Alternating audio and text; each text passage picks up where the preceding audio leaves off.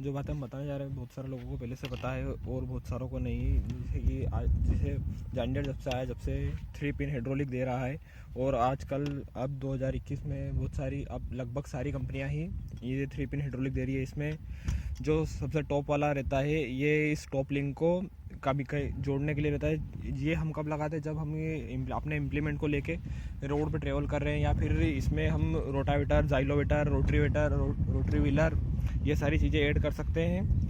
और ये हमको टॉप लिंक में क्यों ही जोड़ना चाहिए जब हम ट्रेवल करते हैं, क्योंकि जब सेंटर ऑफ ग्रेविटी इसका रहता है, पीछे का वेट अपने इम्प्लीमेंट का, वो आपने देखा होगा बहुत बार आपका ट्रैक्टर ऐसे बाउंस करता है चलते टाइम, आगे से उठता है। अगर आप इसको टॉप लिंक में नहीं जोड़ेंगे और इसको स्पीड में चलाएंगे तो ट्रैक्टर बहुत बार बाउंस करेगा। तो इसलिए, और ये हाइड्रोलिक में जो ये वाला हिस्सा रहता है, ये भी डैमेज होता है अगर हम इस लिंक में नहीं लगा के, इस लिंक में लगा के लॉन्ग ट्रेवल कर रहे हैं। तो थोड़ा बहुत होता है 2-4 किलोमीटर, तो अपन 2-4 किलोमीटर के अंदर तो हम कम स्पीड में चला के कर सकते हैं ट्रेवल, पर ज़्यादा हमको नहीं करना चाहिए इस लिंक को। और ये वाला जो मिडिल पॉइंट रहता है, ये जब अपने को कड़क जुताई करनी, जैसे कि गेहूँ की, हमारे मालवा में गेहूँ की फसलें होती है, तो गेहूँ की फसलों के कटने के बाद खेत बहुत ज़्यादा, मिट्टी बहुत ज़्यादा कड़क रहती है। तो ये कड़क मिट्टी और हार्ड, ज़्यादा गहरे तक जुताई करने के लिए इस लिंक का इस्तेमाल करना चाहिए। और इस लिंक का इस्तेमाल हमें जब रेतीली मिट्टी या फिर नरम मिट्टी, जहाँ भुरमटी ज़मीन है, या जब बारिश के बाद जैसे कि हमारे मालवा की मिट्टी बहुत नरम हो जाती है, तो उस टाइम जुताई करने के लिए लोअर लिंक का इस्तेमाल करना चाहिए।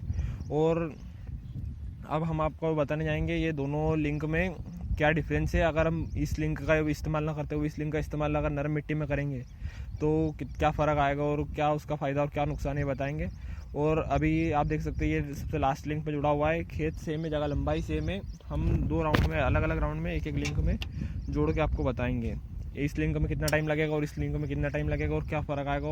और इसमें गहरी जुताई होगी, जुताई तो इसमें गहरी हो सकती है, हम लगा सकते हैं ट्रैक्टर पर, इससे ट्रैक्टर पर लोड आएगा। और अभी सोयाबीन की फसलें की बुआई होएगी, तो इतनी गहरी जुताई का अभी हमें कोई ज़रूरत नहीं है। हमें कम से कम 4 से 6 इंच की जुताई ही चाहिए, इसलिए हम इसको लोअर लिंक में लगा के चला रहे हैं। और अभी ट्रैक्टर का लीवर दोनों सेम पोजीशन पर रहेंगे, स्पीड सेम रहेगी, और हम आपको बताएंगे दोनों लिंक में ऐड करके क्या फ़र्क आता है। देख सकते हैं अभी आप, ये बारिश के बाद पानी बंद हो गया और ये मिट्टी नरम हो गई है।